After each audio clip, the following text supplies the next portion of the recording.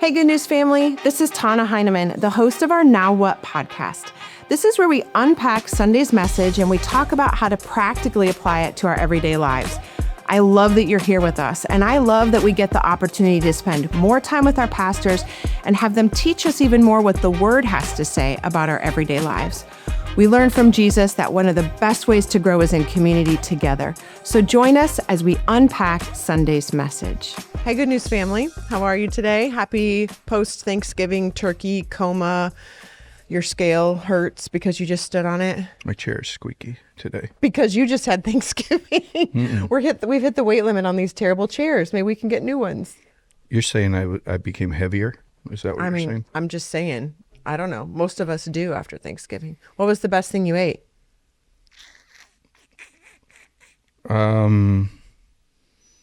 It was all fine. Nothing like hit for me. I think I did okay on the mashed potatoes, but those aren't like difficult or anything. So no, but they can be trash if they're not. Oh yeah. You can overmix them. There's a bunch of ways to do things bad. Yeah, but there's also a few ways to do things good. Did you raise your kids, or do you guys do the use a hand mixer to whip the mashed potatoes, or do you mash them by hand and they might still have some clumps in them? Where do you land on the mashed potatoes? Right now we do a hand mixer, but you do very short. Okay. Just enough to break the clumps. Okay. Because did you mash first, or originally? Okay. But now not. Just use the hand mixer. Because you have this masher that you use for mashed potatoes. Yes. And there's nowhere to put it. That's true. Mine is in a weird location because you only use it for mashed potatoes. It's kind of annoying. And I'm sure people that are vegetarians and stuff like that probably find a way to use it more often. Good or something. Point. But mashed carrots. Yeah. Mm-hmm. I would think a ricer or something probably would be the better way to go. Yeah. But even then, that's more equipment. So yep. Mm-hmm. If you use the electric mixer too much, it makes them gummy. Mm-hmm. And so you got to do just enough. Okay. So we're talking, I use it for like 30 seconds. Okay. So I've never done the hand mixer. My in-laws, she does. And I've always just like mashed them by hand. Yeah. And sometimes they're a little lumpier than others, and you can complain, or you can just add more butter. Yeah. And they're delicious. Yeah. And I do a garlic cream mixture. Oh, yeah. So for it. Nate smoked a turkey and some brisket, and the brisket was a really good job. The turkey, he actually did a really good job too, because he does not like turkey, nor do my kids really. But if it's smoked well, they actually said turkey was the winner. So that was good. We do 2 turkey breasts. I did a turkey breast this year too when my mom and my in-laws were there. Yeah, I had never done that before. Yep. Yeah. It cut it down to like 8 pounds or something like that instead of a turkey because it was still bone in. Did you do that one? Yeah. Yeah, we did. I had never done that before. 6 pound. Okay, well now it's Christmas. Do you have your Christmas tree up? No. Okay. I put it up last week. I broke my own rules. Usually I put it up after Thanksgiving, but I was going to be traveling, so I did it before. And I came home last night from visiting my daughter and her family, and decided to jump up on the chair and do some more Christmas decorating above the kitchen cupboards. And I actually this year thought, why? It's no big deal. No, I really like it. I'm going to do it. Yeah, stepped down off the chair and caught my toe and snapped my pinky toe last night. Yeah. So if you, Fun. Yeah, I now have my foot kind of somewhat propped over here, but it's not very comfortable. Anyways, happy Christmas season to me. Good work. Yeah, thank you. I literally, though, it didn't hurt in the moment. It just popped really loud, and I looked at Nate and I said, I think I just snapped my toe. And he thought I was kidding because there was no emotion whatsoever. Yeah. As the evening went on, I realized there's a little more pain involved than I had previously thought. So you broke it, you didn't dislocate it? I broke it. I actually had to go this morning. Yeah. And it just said right under the knuckle, completely snapped. I think that the joint would go before the bone, a smaller bone like that. You know, it's interesting. Of course I did, because that's just kind of how I roll lately. Yeah. And then I have to go in next week so they can determine, do they need to put a pin in it? A pinky toe, for the love of, my gosh. Anyways, so I'm in a little bit of a mood today, quite frankly. So if you haven't picked up on my face, there's a face I have. I haven't experienced that at all. Okay. And being honest. Good. Okay, it's Merry Christmas season. It's snow season. Y'all got some snow while I was out of town this last weekend, which I really don't mind that I was gone for it all. I hear it was a little bit hectic for some people. Yeah, I drove from my house to the church on Saturday morning, and I shouldn't have. Oh, it was that bad? Yeah, Okay. and I actually like driving in that stuff. I don't know why. It makes it more interesting for me. Well, that's true. Was it the wind? Was there wind on when did it start drifting? Was that on Saturday? Or was that on Sunday? Okay, because I was surprised to see the drifts of snow. There was more snow than I thought you guys had gotten. But yeah. All right, it's here. Christmas, winter, snow. Yeah. For Sarah and I, probably a pretty consistent bad mood, but it'll get better. Spring is around the corner. Yeah, that's how things work. It's kind of how it is. Yeah. I have yet to be surprised by spring not showing up. Yeah, exactly. And if it doesn't show up, I'll be in the presence of the Lord. Yeah. Anyways. All right, let's just jump in. You did the final week of Ruth, chapter 4, but you did a really, really great recap.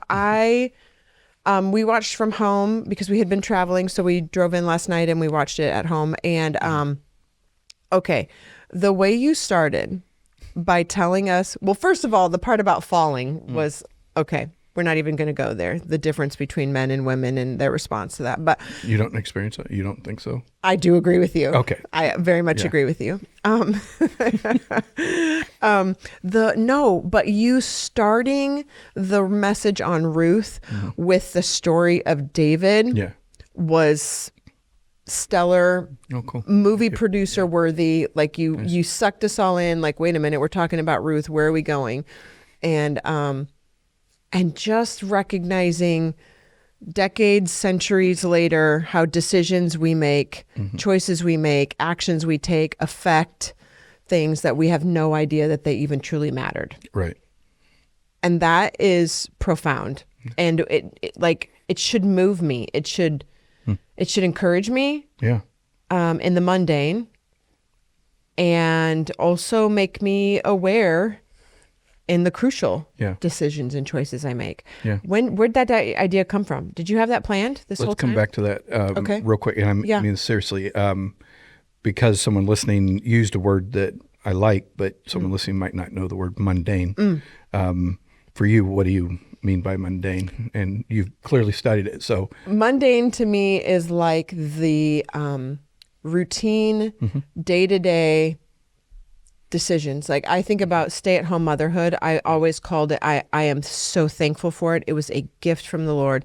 But those days get mundane. Yeah. You just wake up and it's like a movie called Groundhog Day from the 80s or 90s, you just feel like you're doing the same thing. And what possibly matters about what I'm doing every single day. That's mundane to me. Yeah, absolutely.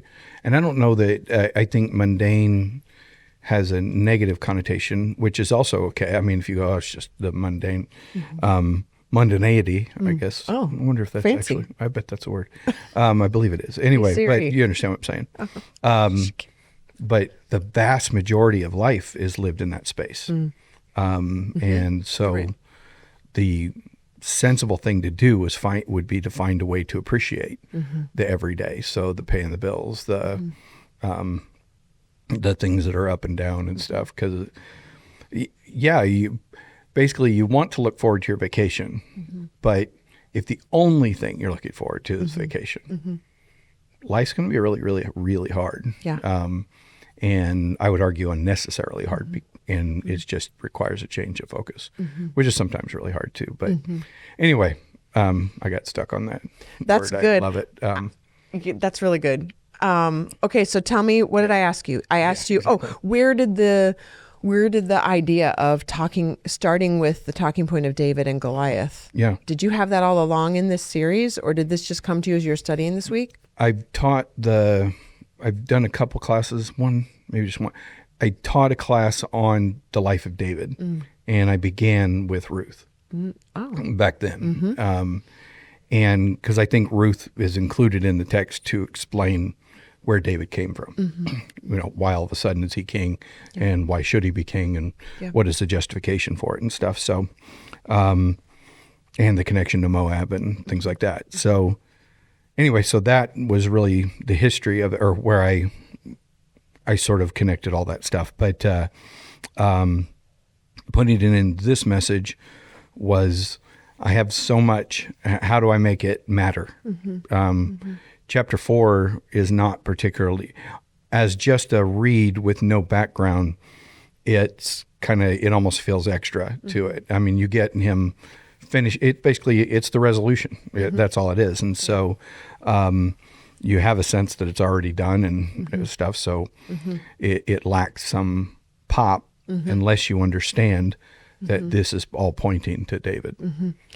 What do you want, like when you're preaching this message, or when you're going even through the book of Ruth, and even though you yourself didn't preach all 4 chapters, you all have to be genuinely connected to the whole series, like Raphael's parts, Jason's parts. You guys all have to be connected.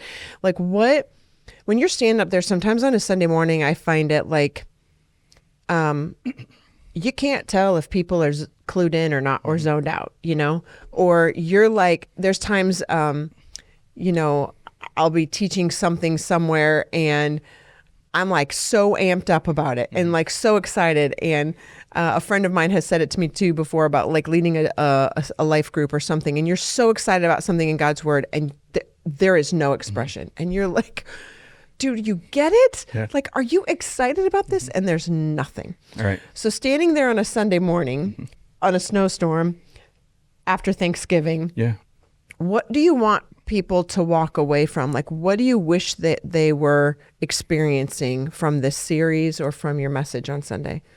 And did you get it? Or did you feel like, no, they just sat there looking at me? Years ago, I think I used to, I got to measure even this response. I think I had this idea that if people acted a certain way, then I did my job or something close to that. And we're talking early on, even in the late 90s kind of revival kind of stuff. You want an altar call and things like that. And the negative side, I became aware that I wasn't great at doing a final call, like a response time. I just don't really think that way. And so as much as I've ever tried, it's just never worked. And I remember for years just feeling bad and trying to figure this out and stuff. And now I guess I still say that I don't feel great about it, but I'm like, that's not really my thing. But I think it's more that whatever my style is, doesn't lend typically to that. So at some point I began just kind of annoyed and did this. I remember I was at Bellevue Christian Center and spoke, and it was still very much every service had an altar call. And I got done and went, okay, that's it.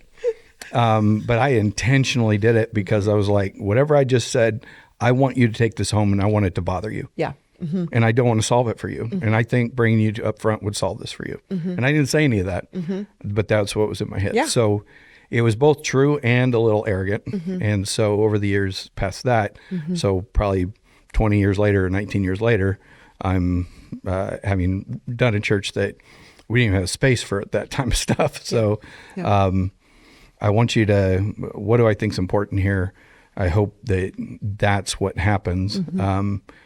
Can I do it in a period of time that is reasonable? For Ruth, especially on the first one, my question was, why should it matter to anybody? I like the Bible, so I'm interested, but can this be more than an academic thing? That Greg just likes the dynamics of it. I know this affects David, or David comes out of this, and the comparison of the word's juxtaposition, but between being in a culture of the Book of Judges, but acting like the best. There's no culture that it fits in because it's so the dynamics there are so unique. And so why should it matter to anybody anybody. So I'm trying to think of anyone who doesn't know anything about the Bible, while being aware that there's people that know a lot and stuff. So why it matters, and then kind of trying to write from that point of view, but also being true to me and the things that I think are really cool, and because that brings out energy in me and stuff. So I don't know, a long answer, but No, I'm even thinking, I'm reflecting as you're talking about, there's people who are slow processors, and we say that in a negative way. There's people who are processors, and there are people who are emotionally moved and respond, and that both sides can be bad, not ideal. And both ways can be ideal. I can respond in an emotional way because I'm a more emotional person, but it doesn't take the depth away. It can, and I can have an emotional response that actually just didn't change anything and go on about my business. Or there's the deep emotional response that actually still changes me. And then the same with processors of, some of us need more time to process through what you said and how that pertains to me. And some of us will use the crutch of I'm a slow processor. And by the time I've stepped out of the building, I'm done. I haven't processed anymore. So there's different even responses that people have. So as the preaching pastor, speaking at that time, it's like, how do you cater to both types of listeners? And there's a place, I think, for both. Nate, my husband, is more of a processor, less emotional, obviously. I'm more emotional, probably less process. And I think there's a place for both of us to be stretched in that. And so even just thinking about the message on Sunday, I don't love a lot of response during the message. It's really hard for me, actually, because I can get a little bit of a poor attitude and be like, I'm going to go for it. I told you I'm in a mood today. It can be like, people are shouting that down and people are clapping for that and whatever. And if you're not watching, I'm kind of doing a little bit of a head thing. But you can do all that. But I don't see you live one iota of that outside of your, little response in this moment. Kind of a deal. It's kind of like I told my son the other day, I stopped putting a Christian fish on the back of my car because I'm not sure. Are you going to represent the fish? I'm not sure I'm always driving properly to represent that. Not being fishy enough. Exactly, So it's kind of the same in church. Like, just be quiet because we can kind of like hype and then we're not living it, and I'd rather be careful and mean it when I respond. Anyways, I'm not saying that people who respond don't mean it, but that's where I'm at. It's all types. I like when people make noise. It lets you at least know they're paying attention. Yeah, at least someone. But I can't say that I need it. The different services are different. It's almost like different personalities as a whole service. And so if I have to go into different services just aware, this is probably how they're going to, first service, I can almost say anything and they're going to laugh. They're just primed for it. And so, second service, I have no idea. I haven't solved second service on how to try to be funny. So I just don't even try. I just try not to be dull. I don't swing, well, they're not going to laugh at my stuff. Well, my solution is I'm actually going to try less on the funny stuff. But that doesn't mean I'm bitter about it. I'm going, this is just the group. So I'm going to move on and know your audience. And if you give me nothing, actually, this is exactly what I said to Pastor Raphael the previous Sunday. He's getting ready to go up. I leaned over and said, hey, trust your notes. Because I think that if you wrote it and you feel comfortable with it, then just deliver what you've written and worry less about the response. And you find yourself, assuming you've done it enough, there's different, if I'm talking to a new preacher, I'm also saying trust your notes, but I'm also walking you through your notes and making sure they make sense. But I get the luxury. I get the luxury of I'm usually reading your notes along while you're preaching your notes. And so there's times I make a note to myself of something you said where you built out something that was written, but you hadn't I'm going to quote a line that you didn't necessarily write, but you said it in the moment. And one of them, I can still, since I watched the service online, I can still visualize you when you said it. You said, Ruth, in doing her faithful stuff, good things happened. And you kind of like, crazy idea. And I was like, wait, rewind that for a second. What did he just say? Ruth doing her faithful stuff, good things happened. And I wanted you to you know, you might not remember saying it, but when I say that you said it, like, what are you thinking in your mind? Because I know what I'm thinking too, of like doing the faithful, in being faithful, doing the stuff you're called to do, you're told to do, what we talked about earlier, the mundane or the big, whatever it is, doing that, good things happen. Yeah. What a crazy idea that is. Yeah. It's the long game. You talk to somebody who hasn't won the lottery or didn't have some big financial payoff, but they're financially well off. It happened over the course of their lives, and they didn't inherit it. Yeah. Happened over the course of their lives. It's by little things. It probably began with a little bit of boring and the willingness to endure the boring, to go through stuff that other people aren't willing to do. And it results in the ability to maybe have an income at a certain level, but there's people that don't have giant incomes that still end up well off. It's because they invest over time. It doesn't have to be that they are investors, but they made sure that they put money into their retirement. And it's boring stuff, not sexy stuff. It's not a vacation, it's retirement. And you know, they solved what was important because they saw something long term. And that's the process. You do good, the correct thing every time over a long time. Yep. And odds are, this isn't a guarantee. This is some of the conversations. I go back to Job. Some of the conversations you can have in light of Job, where it's being challenged. Well, yeah, because they get all good because of this, because you just love them because he worshiped you. And God's like, no, it's a totally different standard. That doesn't take away from the percentage. The more good I do over time, the higher the percentage that it's going to be good. If I eat right, exercise right, and everything else, I'm not guaranteed to live to 90, but it increases the odds through the roof as compared to I'm going to do nothing and pay attention to nothing, and they just be like, well, whatever happens. Yeah. Well, that's not the that's not a I'll call a wise way to live. And I don't mean that shaming. I mean it's just by definition not a wise way to live. So how do we do, and when do I expect good in my life? We're not talking about karma, where if I do good, I'll automatically get good. If I do bad, then I'll be returned bad. It's more sowing and reaping. I was just going to say that. So that metaphor is, for me, better than the karma metaphor. When we're looking at the Bible, we're looking, have you planted? Have you cared for what you planted? Do you do it over time? A first-year farmer's going to know way less than a decade-long farmer and a 40-year-long farmer. Experience changes how then you do it, but the end result happens over time. Yeah, it's good.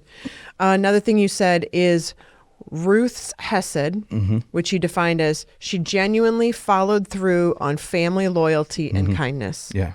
So her genuine follow through on that inspires hesed from a man whose normal way of doing life is following through. Hesed.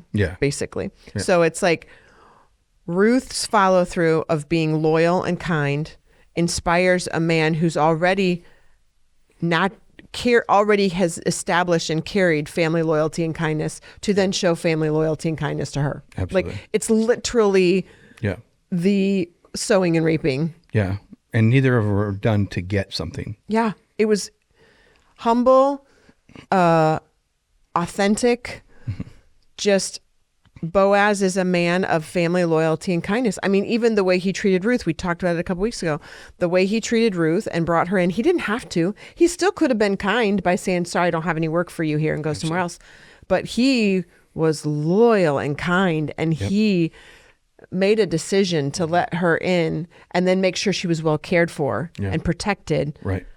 And then, I'm your kinsman, so I, in essence, culturally, legally should take you on or figure out what, but there's somebody else ahead of me, so I'm going to do that right. I'm not just going to just take you.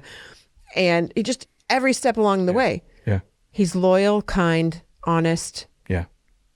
And And we're like, okay, great story, great principles. I'm going to be a loyal, kind family guy. Yeah. Great.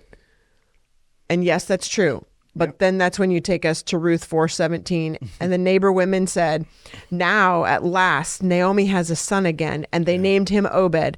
And he became the father of Jesse and the grandfather of David. Yeah. So Boaz was the great grandfather, right? Because it's Obed. He has Obed. Obed is the grandfather of David. So that means Boaz is the great grandfather of David in the family tree.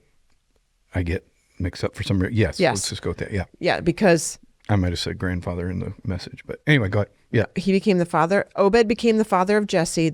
Obed became the grandfather of David, which means Boaz is the great grandfather of David. Yes, Boaz. Yep.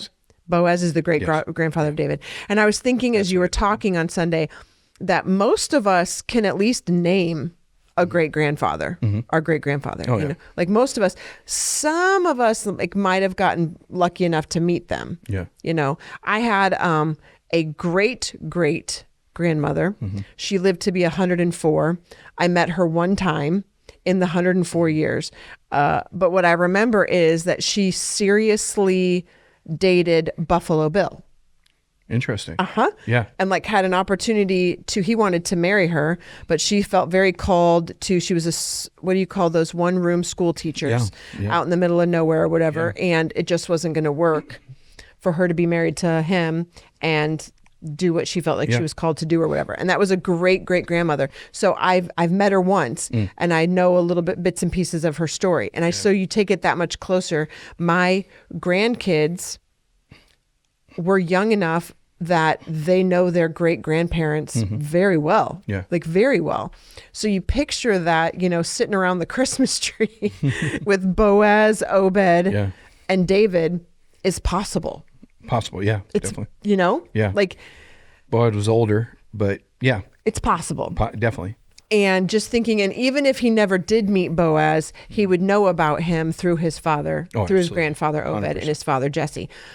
And then you take that all the way down the line, and David is in the line. Jesus is in the line of King David. Yeah. Like, again, loyal, kind, that's a great story. But then, but how those decisions to be loyal, kind, real, selfless, all the things you can think of, covenant, all of them, honoring, trickle down to our Savior. Yeah. And how the story in chapter 1, how you pointed out, they left, Naomi and her husband and her 2 sons left the Bethlehem, which is known as the house of bread. The house of bread. They left the house of bread, Bethlehem, went to Moab, went back to the house of bread, Bethlehem.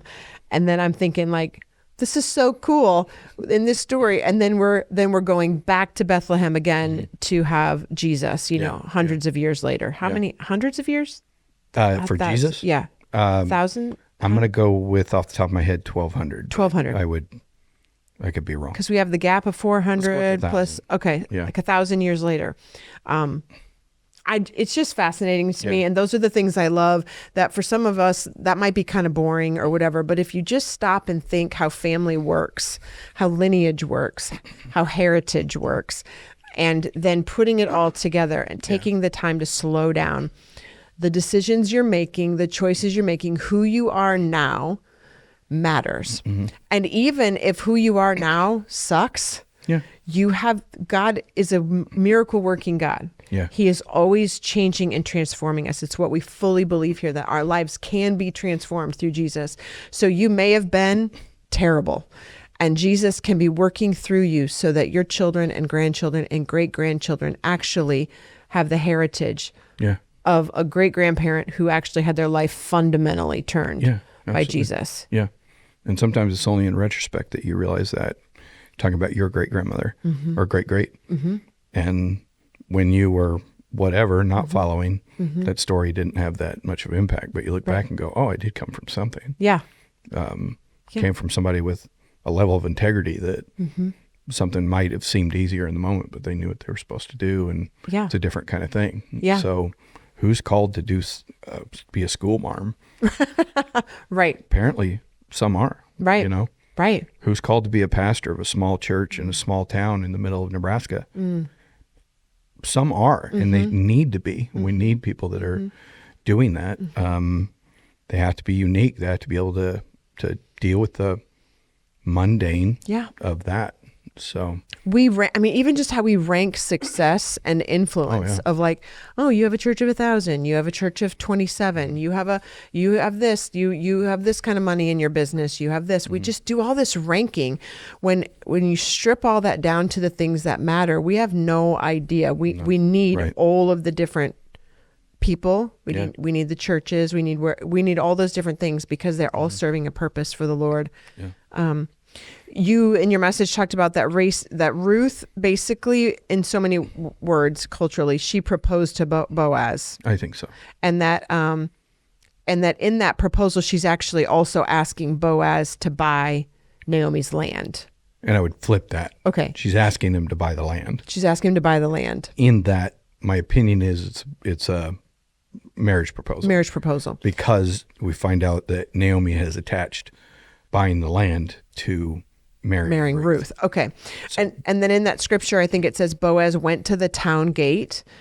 And Nate stopped us last night when we were listening. He's like, why does business always happen at the city gate? And I told him I would ask you on the spot. And I'm like, I don't even know if you have an answer, but why does it matter that he went to the town gate? And you hear that often in scripture. Yeah. Not just business, but legal matters were done at the town gate. I'm guessing it was probably a period of time during the day, something that created consistency, that the important men of whatever area it was would gather there. And let's say, let's pick something random. Let's say I think your kid, one of your children stole, I don't know, let's call it grain. Let's make it a little smaller and call it, you stole a bag of grain from me. I don't know. I don't want to make it silly, but I also want to, and I go, now you may be mad at my kid, but you're talking to me because if I don't believe you, then we have a problem because what Scripture's trying to do is create equity. Basically, if he threw away the grain, and I believe, and it's all proven, I need to return that grain to you no matter what it costs me. Yeah. And so as you look through Scripture, there's a few different ways to illustrate that. But just for now, except that I'm not lying to you. Yeah. But this is kind of it. So, but let's say I say my kid didn't do it. It happened.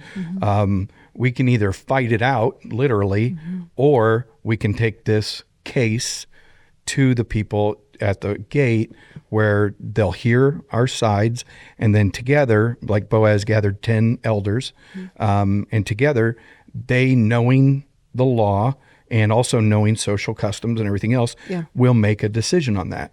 And then it would be up to us to actually follow through on that. And what's going to make us follow through on it? Social pressure. If I go, well, I'm still not paying you, no one's going to trust me to do business again. And it happened in public. Yep. Okay. So it's the public part of it, the social pressure to uphold social norms, which in our culture kind of says, oh, that's bad. We shouldn't have to do that. That's silly. We all hold, we now have social pressure to not, for example, I think relatively good one, depending on how it's defined, don't shame people. And whatever that means, there's certain elements of that are, that if understood in a way are kind of silly to say, but there's also ones that make a ton of sense. Yeah. And it's basically, a better version of it might be, how about we don't use social norms to make over very little things to bully people, just so that they do what I want in that moment. But instead, what if we also said, but we do need to have some social norms. We have stop signs that we follow, hopefully not just because you might get a ticket, but because you might hit somebody. Right. So, or they might hit you. Right. So this is cultural practice that we do back or held up by what we think of as legal, which is legal. It's just legal in Old Testament senses. It has a different application. But so anyway, when that happens publicly in the Old Testament, and then that's how it's kind of upheld. So why is business happening? Again, public. So if I say I'm buying land, if I say I'm buying an animal, if we're proposing marriage and that these different contracts are happening, they're done publicly so that there's accountability to there. So I'm sure there's more details to it, but essentially that's good. Yeah. I want to jump back to Boaz again and talking about how Boaz did what he said he would do and showed Hesed. And now we're able to see God's Hesed in a big picture. And just even stepping back, the vantage point I think you were kind of referencing on Sunday about David came from somewhere. So if we step back and recognize two random people doing good, acting out of Hesed, and how they even have a different way of thinking maybe than the rest of the world around them. They didn't have to do what they did, but they chose to live that way and chose to show Hesed. And how those affect the future. And you said Boaz willingly takes on their loss, their risk, and their future and gives them hope again, just like how God willingly takes ours on and gives us hope again. And it actually made me think about, again, those little decisions that we make, the small yeses. And I can remember a couple years ago, Levi and Sarah had an opportunity to share, and Levi was talking about there's some big yeses we make in our life, but there's really a series of small yeses over and over and over. And actually, before they just left a couple weeks ago, he said in so many words that he was being asked to say another small yes, which to him feels like a small yes. And we're like, it's a big one. It's a really big one. You're continuing to do what you're doing. You know, I'm being vague because we need to for their protection, but just the small yeses that, and you asked genuinely wise beyond his years. That's true. So is absolutely 100% true. And that's where I want us to really hone in of the little decisions that are seemingly little, the small yeses, but they affect, even as a parent, there's small yeses that we make, small decisions that we think, no one would even care. No one would even see this. But we forget there's these little eyeballs, these little ears that are listening and watching, and they're just logging it away and watching, everything. Dad made that decision there and nobody was watching, or he thought, and then Dad just made the decision again and again and again. Even when it was harder and harder and harder, Dad kept making the right decision. Those things are planted away, those small yeses. I think there's also, and it's been said, or that what you do in secret, no one really knows about. I would disagree. I think, and the sort of campy, well, God sees everything. Okay, I'm with you on that. I actually would argue that every decision we make affects what I'll call our confidence. So if I know because of whatever I'm doing that I shouldn't be trusted, unless you're just a complete sociopath, but even then, there's signals. There's something that signals us over time. It may become normative, meaning it happens all the time. And so we become used to your lack of trust in yourself. But we also learn then to not trust you because you don't trust yourself. And it may be tiny. And I know I'm making it difficult, but let's, as we're raising kids, those what I'll call micro signals add up over time. And so you'll find then, even if your kids supposedly, I don't believe anything you believe, I don't believe in God or something like that. But then if you really watch your kids, they still act like you. They just don't go to your church. And whether that's good or bad, there's something about who we are that does come across. And so I think we sometimes think this would be almost impossible to preach, but I think we think our hidden stuff doesn't affect, but I think it changes us. And I actually think David is the example of this. So whatever happens later on with him and Bathsheba, we have a pre-Bathsheba David who is dynamic and unique and what an incredible leader. And we have a post-Bathsheba David who's a mess, who doesn't lead his children, it seems to have a deep emotional connection to them, but his confidence level in him and his connection to God is completely wrecked. Yeah. And understandably, but even if there's no shame from God's like, okay, we're moving on. Right. It still changes the entire dynamic of everything. So, and even piggybacking off of that, we say what you do in secret or whatever, or we forget that people are watching. I'm even reflecting on Boaz and the decisions he's making and the communal way of life there. So even his servants who are working for him, the other women who are out in the fields for him, the people in their village or their town, whatever it is, they're all seeing and watching and observing the decision he's making. All of it. And there's very likely, one of his servants out in the field who will be faced with an opportunity to make a decision of loyalty, of humility, of paying the price for someone, a yes that he might be called to make, that he can be influenced by what he saw from Boaz, and making those decisions. And the same for us. When you asked us, will we follow through with what we say we're going to do? Excuse me. Will we respond to need, or will we question it, was what I even added, of like, I don't know if I believe they have that need. I don't know if they deserve this or whatever. If the Holy Spirit is telling you to do something, you have to, will I be the person who will respond? You don't worry about whatever you think is there, whether a person deserves or just. At that point, for me, I say, you then have to do it. Even, is it God or is it not? Does it matter? Doesn't matter.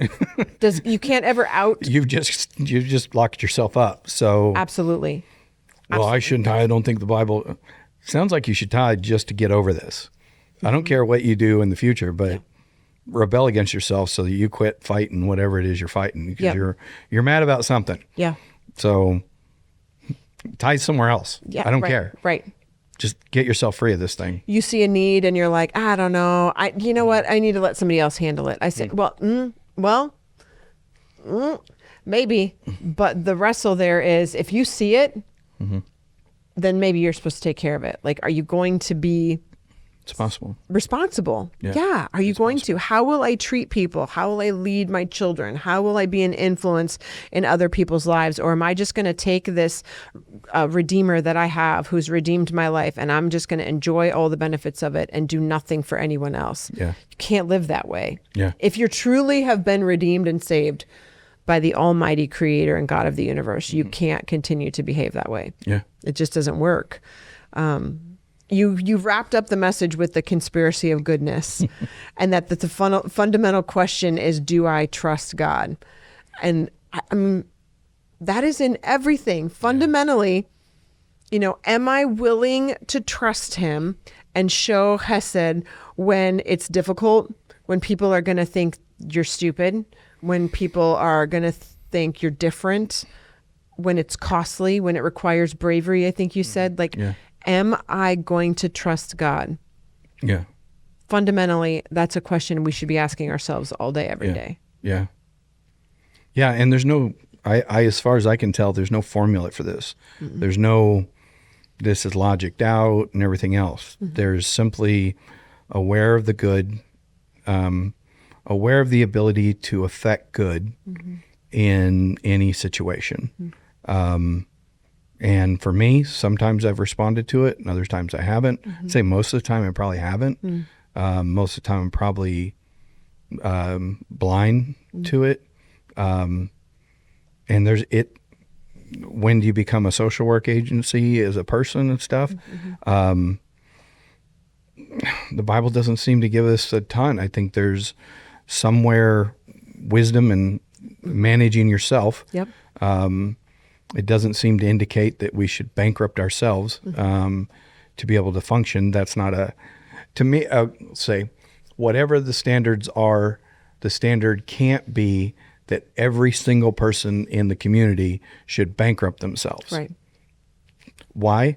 Because then the community can't exist anymore. Yes. And PJ said it a couple weeks ago, and he said, we can't be everybody's Boaz. We're not called to that. Right. That we're not saying, take on every, But you see in the neighbor story, what's the Good Samaritan kind of thing? Mm-hmm.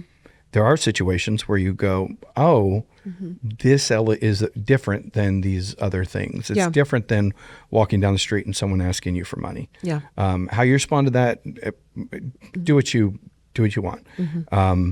But every once in a while, there's a situation where you go, I think this is someone beaten on the side of the road. Yeah. And whatever I'm doing needs to stop because the right thing is to do this. And then Hesed then shows up in a Boaz sense in which I'm responding to a very clear need. And Ruth was the same way, but she's also within a relationship, which changes the dynamics of it. Yeah. But ultimately, it's faithfulness in the same way that God has been faithful to us. Yeah. In the same way we've been forgiven, we forgive. This is Hesed. And you pointed out as you wrapped up, where we started this whole series was in the very end of Judges, the very last verse. And everyone did what was right in their own eyes, just like today's culture. But Boaz and Ruth did not succumb to the culture around them. Right. They made the decision. And the challenge to us, when I think about what is my takeaway from the last 4 weeks of studying the life of Ruth and Boaz? There's several small things in there, there's all these little caveats in there of things I can take away and chew on and process. But the bottom line is everyone did what was right in their own eyes is the time frame they're living, and yet they chose. Mm-hmm. And what am I going to choose? Yeah. Will I trust God in his plan that if I do the good that I feel he's calling me to do, I'm going to be all right? Yeah. Do I trust him? Fundamentally, yeah. Yep. And who will I choose to be? Yeah. You talked about God is writing a bigger story. Mm-hmm. Trust him to write yours. Yeah, absolutely. I think that's one of my favorite, in the romantic part of me that loves the words. It's like God is writing a story. Yeah. And when it's written, I want it to be really good. Yeah. So I want to trust him to write it, because when I was writing it, I was getting it in a heap of a mess. Right. And we read the Bible, and I want to spin this positive, but the basic statement is you don't have to be, what if you're not the hero? Mm-hmm. If we're doing counseling. Yeah. Mm-hmm. You have a narrative kind of going on in your head. You have a story. Mm-hmm. And which character are you on that story? And most of us, we're the protagonist. By hero, I don't mean you're the winner. Your story may be with you as the center and you're a loser, whatever it is, but you're the center of it. Mm-hmm. And what if I'm not the center of the story? Yeah. I may be the center of my story. Yeah. That's kind of how I have to function. I mean, I have to pay attention while I'm driving and stuff. Right. But in my paying attention while I'm driving, maybe driving's so easy we talk about it so much, but again, maybe it's not their story. Mm-hmm. They don't even know me. Are they just a part of my story? Mm-hmm. That's called myopic, meaning I'm only seeing me in this very narrow thing. Uh-huh. And that's what babies do. Literal babies are only capable of knowing their own thing. And cats. And probably. Dogs. I mean, there's a certain, but as we grow, Paul points us in this, as when I was a child, I spoke like a child and thought like a child. When I became a man, put childish ways behind me. Mm-hmm. This awareness of who we are and where we fit. Mm-hmm. I don't have to be the hero of the story, but I know I can but I am called to manage my part of the story. And so this is what you see. Why do Ruth and Boaz show up? Mm-hmm. Because they're doing what is good within their story, and they become bigger parts of a story. Not so big that most people know they exist. Right. But you go King David. Okay, I don't know who that is. How about David and Goliath? Many people go, oh, okay, yeah, I've heard that story. Okay. His great grandparents. This is who they are. Listen. Yeah. So how do I make you care? I grab something that maybe you already do know, relate it, and help you understand it. So, and that this line comes up in Jesus. And so ends up being quite remarkable. So good. I don't know if there's any better ways to wrap this up, but do you have anything else you want to wrap up about this study of Ruth? Man, there's so many cool details that you don't preach, but how about that the Moab connection seems to stay? Tell me more. Years later, Saul is chasing David, trying to kill him. Yes. And David, in wanting to keep his mom and dad and extended family safe, moves them to Moab. Actually meets with the king of Moab and makes it okay so that his family actually goes to Moab to be safe from Saul. Wow. Yeah. There's some cool ways you could apply that. I don't know that the story does the work for the application, but I think if I was just trying to do metaphor and use a story, you could be in the land of promise and somebody be ruining the land of promise. You may need to find a place of safety, but it doesn't mean that the place still isn't the land of promise. But if I'm trying to make up a sermon out of something, I wouldn't do that. But younger me Very probably cool. would have. Yeah, but, yeah. but yeah, the connection to Moab is somehow there, and people have wondered why. But who is Ruth and stuff? Did it have an impact? It seems to have. David also runs himself to Moab at one point too. Interesting. So, yeah. Those things have to matter, right? It's like we care about, this is my soapbox lately. We care about when we watch a really good mystery movie, like something that's got all these moving parts or whatever, we care about all the little intricate details and how like the name on the cover of the book, if you switched all the letters around, it was a code and it was telling you something. And we're like, that's so cool, because we were made like that. We are made to think that's so cool and great and look for that. But yet when it comes to the Bible, we're not willing we get upset at the hidden mysteries and whatever, rather than get inspired by them and be like, dude, I got to read more. Or take them too far. Yeah, or get weird with it. There's whatever. a way of, it's more of an sort of, I don't know, it's called gematria. I think that's pronunciation. Okay. And it involves each Hebrew letter has a number. Okay. And so in reading certain passages, if you're into this, you then would look at what the letters add up to within a word, and then that would point to another word and things like that. And so you start associating the numbers because there's a hidden message in the numbers and how the letters work all together. And my personality, some people will be like, that's awesome. It means so much. For me, I go, that means zero. It means nothing.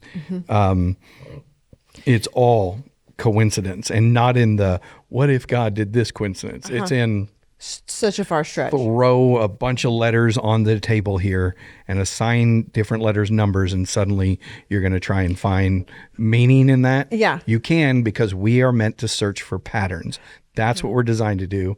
We search for patterns. We stereotype those patterns. Stereotype's not a bad thing. It can be used bad. It's with what you do with it, but we group them. It's how we end up with cats that all look different, but we still understand they're cats. And that's not a negative. It's just what we do. But if you were like, I don't know, cats or I don't know, anything could become weird. That whole thing, I just watched A Beautiful Mind again. And that's what he's doing. Like he gets in his schizophrenic mind and he goes even crazier, looking for all the codes I'm crazy. But that's sometimes what we do, and that's when we take it too far. Exactly. And he was actually schizophrenic and crazy, It's a really good movie, isn't it? An example of this would be, I read where some long time ago rabbis thought because David was able to do that Ruth was the daughter of the king of Moab. Oh. Right. And you go, oh, unless you have information that we don't have. Right. If you have information that we don't have, then fine, but I don't think you do. Yeah. That the information doesn't lead to that conclusion. Yeah. So we just go too far. And it achieves nothing. And next year I'm going to be teaching about one of the weeks I'll be doing Jacob wrestling the angel. And tons of theologians go, oh, this is a pre-incarnate Christ. look, if you're using a word that you had to make up just for this and that you have to explain every single time, they're saying the incarnation was when Christ came to the earth. And so they're saying that the one Jacob was wrestling with was Jesus before he took a body and became Jesus. So whatever that is, that's who he's wrestling. I go, just quit it. Quit it. You don't need that. The story is great all on its own.